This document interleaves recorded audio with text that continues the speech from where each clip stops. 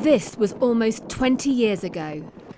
US and British forces invaded Afghanistan following the September 11 attacks on the United States. The goal?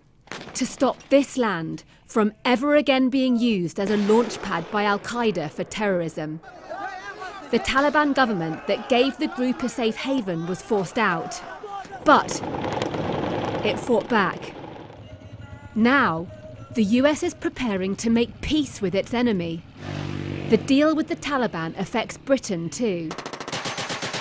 Its troops have fought and died here. I asked a former top commander if the sacrifice had been worthwhile. If this truce works and the Taliban have seen the light of day and can be integrated in a constructive way, and there's no hint of any more terrorist operations being mounted from within Afghanistan, then I, for one, will say that this was a necessary war, which we fought well, and the result has been a draw, if not the conventional victory we might have hoped back in 2006. How does it feel to be at this point of a peace deal between the United States and the Taliban? My feeling is that we don't certainly have to be ashamed from this if it will work.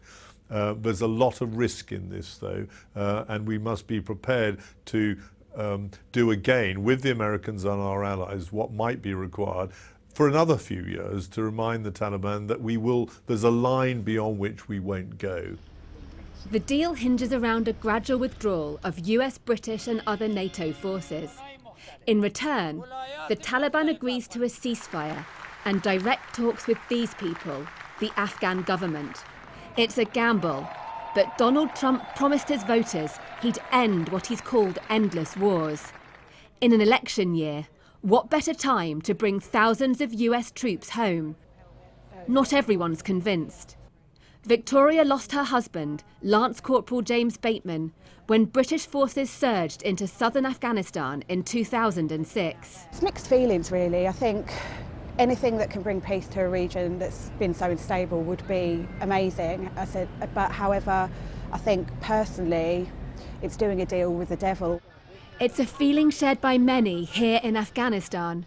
Most people have known nothing but war. Few dare to believe the deal will really bring peace. Deborah Haynes, Sky News.